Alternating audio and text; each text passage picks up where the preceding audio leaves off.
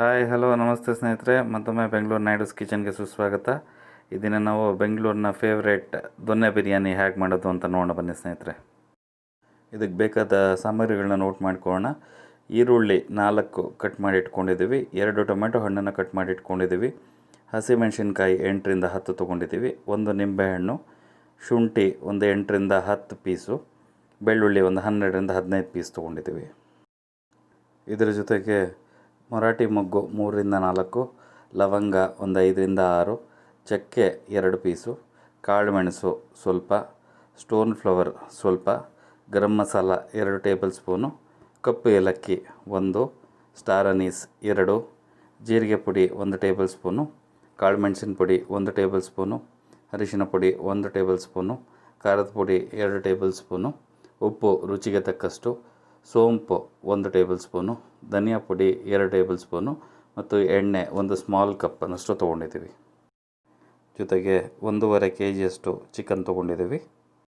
ನಂತರ ಕೊತ್ತಂಬರಿ ಸೊಪ್ಪು 1 ಕಪ್ನಷ್ಟು, ಪುದೀನ 1 ಕಪ್ನಷ್ಟು ಮತ್ತು ಬಿರಿಯಾನಿ ಎಲೆ ಒಂದು 3ರಿಂದ 4. ಇದರ ಜೊತೆಗೆ 1.5 kgಯಷ್ಟು ಜೀರಿಗ ಸಾಂಬಾರ್ ರೈಸ್ ತೊಗೊಂಡು ಅದನ್ನು ಚೆನ್ನಾಗಿ ತೊಳೆದು ಒಂದು 25ರಿಂದ 30 ನಿಮಿಷಗಳ ಕಾಲ ನೆನೆಸಿ ಇಟ್ಕೊಂಡಿದ್ದೀವಿ. ಜೊತೆಗೆ 1-2 ಸ್ಪೂನ್ನಷ್ಟು ತುಪ್ಪ ಇಟ್ಕೊಂಡಿದ್ದೀವಿ. ಕಡೆಯದಾಗಿ 1 ಕಪ್ನಷ್ಟು ಮೊಸರನ್ನು ಸಹ ಇಟ್ಕೊಂಡಿದ್ದೀವಿ. ಇದನ್ನು ಮಾಡುವ ವಿಧಾನ ನೋಡೋದಾದರೆ, ಮೊದಲು ಒಂದು ಮಿಕ್ಸಿ ಜಾರ್ಗೆ ಪುದೀನ ಸೊಪ್ಪನ್ನು ಸೇರಿಸ್ಕೊಳ್ತಾ ಇದ್ದೀವಿ. ಎಲ್ಲ ಪುದೀನ ಸೊಪ್ಪನ್ನು ಸೇರಿಸ್ಕೊಳ್ತಾ ಇದ್ದೀವಿ. ಇದ್ರ ಜೊತೆಗೆ ಕೊತ್ತಂಬರಿ ಸೊಪ್ಪನ್ನು ಸಹ ಸೇರಿಸ್ಕೊಳ್ತಾ ಇದ್ದೀವಿ. ಅದರ ಜೊತೆಗೆ ಹಸಿಮೆಣಸಿನಕಾಯಿ, ಎಲ್ಲ ಹಸಿಮೆಣಸಿನಕಾಯಿಗಳನ್ನೂ ಸೇರಿಸ್ಕೊಳ್ತಾ ಇದ್ದೀವಿ ಮತ್ತು ಬೆಳ್ಳುಳ್ಳಿ, ನಂತರ ಶುಂಠಿ, ಇದನ್ನೆಲ್ಲ ನುಣ್ಣಗೆ ಪೇಸ್ಟ್ ಆಗಂಗೆ ರುಬ್ಬಿ ತಯಾರಿಟ್ಕೊಳ್ಳೋಣ. ತಯಾರಿ ವಿಧಾನ ನೋಡೋದಾದರೆ, ಮೊದಲಿಗೆ ಒಲೆ ಮೇಲೆ ಒಂದು ಕುಕ್ಕರ್ ಇಟ್ಟು ಎಣ್ಣೆಯನ್ನು ಸೇರಿಸ್ಕೊಳ್ತಾ ಇದ್ದೀವಿ. ಎಣ್ಣೆ ಕಾದ ನಂತರ ಇದಕ್ಕೆ ಹೋಲ್ ಗರಂ ಮಸಾಲಗಳನ್ನ ಸೇರಿಸ್ಕೊಳ್ತಾ ಇದ್ದೀವಿ ಒಂದೊಂದಾಗಿ. ಇದಕ್ಕೆ ಕಾಳು ಮೆಣಸನ್ನು ಸೇರಿಸ್ಕೊಳ್ಳೋಣ, ಸೋಂಪನ್ನು ಸೇರಿಸ್ಕೊಳ್ಳೋಣ. ಇದನ್ನೆಲ್ಲ ಒಂದು ಒಳ್ಳೆ ಮಿಕ್ಸ್ ಕೊಟ್ಬಿಡೋಣ, 1ರಿಂದ 2 ನಿಮಿಷಗಳ ಕಾಲ ಆಗಲಿ. ನಂತರ ಇದಕ್ಕೆ ಬಿರಿಯಾನಿ ಎಲೆಗಳನ್ನು ಸೇರಿಸ್ಕೊಳ್ಳೋಣ. ಇದನ್ನು ಸಹ ಚೆನ್ನಾಗಿ 1ರಿಂದ 2 ನಿಮಿಷಗಳ ಕಾಲ ಕಲಿಸ್ಕೊಳ್ಳೋಣ ಸ್ನೇಹಿತರೆ. ನಂತರ ಇದಕ್ಕೆ ನಾವು ಸಣ್ಣದಾಗಿ ಹೆಚ್ಚಿಟ್ಕೊಂಡಿರುವ ಈರುಳ್ಳಿಗಳನ್ನ ಸೇರಿಸ್ಕೊಳ್ಳೋಣ. ಈ ಎಲ್ಲ ಈರುಳ್ಳಿಗಳನ್ನ ಹೆಚ್ಚು ಕಡಿಮೆ 1ರಿಂದ 2 ನಿಮಿಷಗಳ ಕಾಲ ಸ್ವಲ್ಪ ಅದು ಬಣ್ಣ ತಿರುಗೋವರೆಗೂ ಫ್ರೈ ಮಾಡ್ಕೊಂಬೋಣ ಸ್ನೇಹಿತರೆ.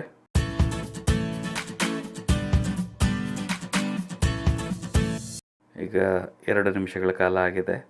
ಈರುಳ್ಳಿ ಎಲ್ಲ ಚೆನ್ನಾಗಿ ಸಾಫ್ಟಾಗಿ ಫ್ರೈ ಆಗಿದೆ. ಇದಕ್ಕೆ ನಾವು ಸಣ್ಣದಾಗಿ ಹೆಚ್ಚಿಟ್ಕೊಂಡಿರುವ ಟೊಮೆಟೊನೂ ಸಹ ಸೇರಿಸ್ಕೊಂಬೋಣ. ಟೊಮೆಟೊ ಹಣ್ಣನ್ನು ಸೇರಿಸಿದ ನಂತರ ಇದನ್ನೆಲ್ಲ ಚೆನ್ನಾಗಿ ಒಂದು ಒಳ್ಳೆ ಮಿಕ್ಸ್ ಕೊಟ್ಬಿಟ್ಟು ಇದಕ್ಕೆ ಸ್ವಲ್ಪ ಉಪ್ಪನ್ನು ಸಹ ಸೇರಿಸ್ಕೊಂಬೋಣ. ಇದೇ ಹಂತದಲ್ಲಿ ಉಪ್ಪು ಹಾಕೋದ್ರಿಂದ ಈ ಟೊಮೆಟೊ ಮತ್ತು ಈರುಳ್ಳಿಗಳು ಸ್ವಲ್ಪ ಬೇಗನೆ ಫ್ರೈ ಆಗುತ್ತೆ ಸ್ನೇಹಿತರೆ.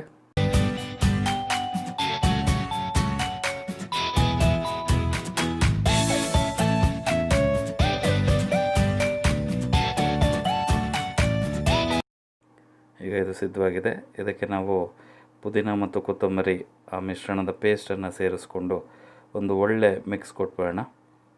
ಒಳ್ಳೆ ಮಿಕ್ಸ್ ಆದ ನಂತರ ಒಂದು ಮುಚ್ಚಳ ಕವರ್ ಮುಚ್ಚಿಟ್ಟು ಇದನ್ನು ಒಂದು 3ರಿಂದ 4 ನಿಮಿಷಗಳ ಕಾಲ ಹಾಗೆ ಕುಕ್ ಮಾಡ್ಕೊಳ್ಳೋಣ ಸ್ನೇಹಿತರೆ.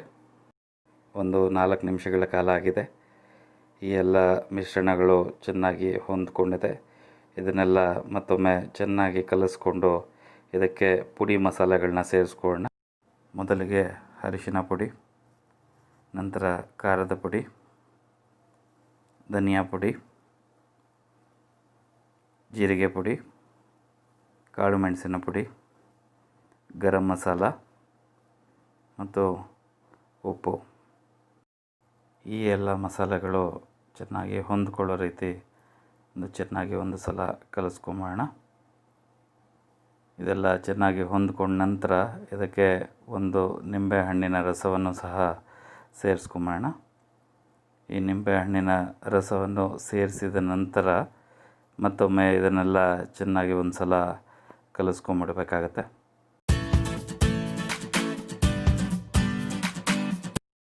ಮಸಾಲ ಮಿಶ್ರಣ ಸಿದ್ಧವಾಗಿದೆ. ಈಗ ಇದಕ್ಕೆ ಚಿಕನ್ ಸೇರಿಸ್ಕೊಡೋಣ.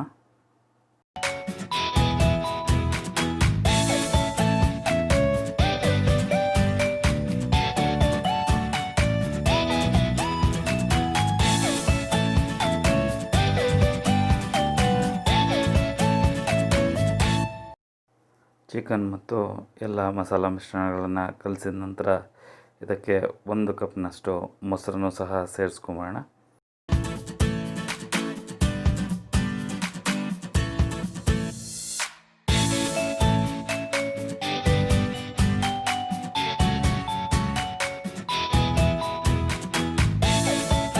ಇದಕ್ಕೆ ಒಂದು ಮುಚ್ಚಳ ಮುಚ್ಚಿ 10 ನಿಮಿಷಗಳ ಕಾಲ ಇದನ್ನು ಕುಕ್ ಮಾಡ್ಕೊಳ್ಳೋಣ. ಒಂದು 10 ನಿಮಿಷ ಆಗಿದೆ. ಈಗ ಇದನ್ನೆಲ್ಲ ಮತ್ತೊಮ್ಮೆ ಚೆನ್ನಾಗಿ ಒಂದು ಸಲ ಕಲಿಸ್ಕೋಬೇಕಾಗತ್ತೆ.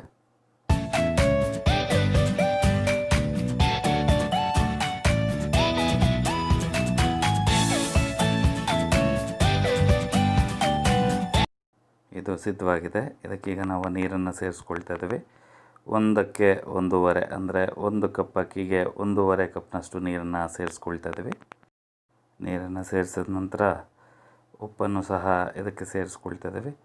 ರುಚಿಗೆ ತಕ್ಕಷ್ಟು ಉಪ್ಪನ್ನು ಸೇರಿಸ್ಕೊಂಡು ಚೆನ್ನಾಗಿ ಎಲ್ಲವನ್ನು ಒಂದು ಸಲ ಕಲಿಸ್ಕೊಂಬಿಡ್ಬೇಕಾಗತ್ತೆ. ಎಲ್ಲವನ್ನು ಕಲಸಿ ಒಂದು ಮುಚ್ಚಳ ಮುಚ್ಚಿಟ್ಟು ಕುದಿಯುವ ಹಂತದವರೆಗೂ ಇದನ್ನು ನಾವು ಕುಕ್ ಮಾಡ್ಕೋಬೇಕಾಗುತ್ತೆ ಸ್ನೇಹಿತರೆ. ಈಗ ಇದು ಕುದೀತಾ ಇದೆ. ಇದನ್ನೆಲ್ಲ ಮತ್ತೊಮ್ಮೆ ಚೆನ್ನಾಗಿ ಕಲಿಸ್ಕೊಂಡು ಈ ಹಂತದಲ್ಲಿ ಇದಕ್ಕೆ ನಾವು ನೆನೆಸಿಟ್ಟಿರುವಂತಹ ಅಕ್ಕಿಯನ್ನು ಸಹ ಸೇರಿಸ್ಕೋಬೇಕಾಗತ್ತೆ.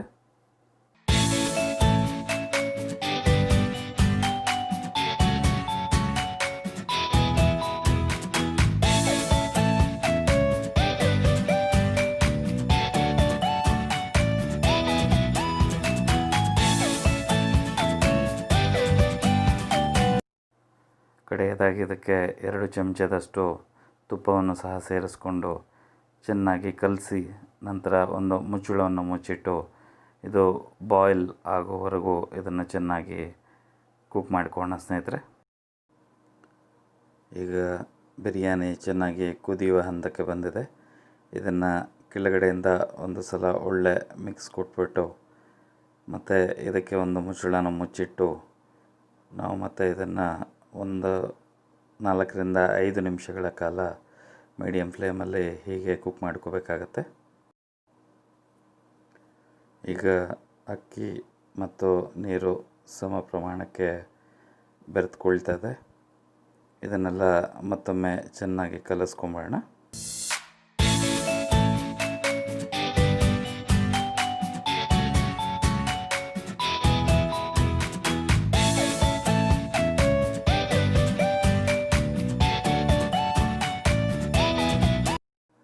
ಬಿರಿಯಾನಿ ಹಂತಕ್ಕೆ ಬಂದಾಗ ಇದರ ಮೇಲೆ ಒಂದು ಮುಚ್ಚಳವನ್ನು ಮುಚ್ಚಿ ಒಲೆಯ ಮೇಲೆ ಒಂದು ತವಾ ಇಟ್ಕೊಳ್ತಾ ಇದ್ದೀವಿ.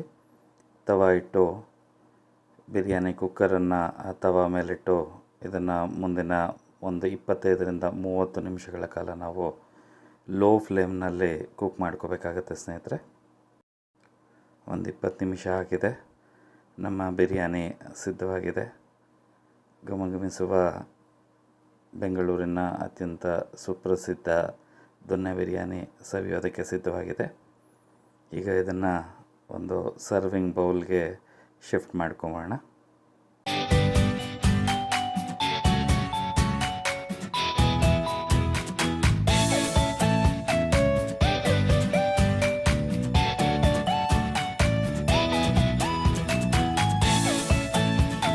ಈ ರೆಸಿಪಿ ನಿಮಗೆ ಇಷ್ಟವಾಗಿದ್ದರೆ ಕಾಮೆಂಟ್ ಬಾಕ್ಸ್ನಲ್ಲಿ ಬರೆದು ತಿಳಿಸೋದನ್ನ ಮರಿಬೇಡಿ ಸ್ನೇಹಿತರೆ.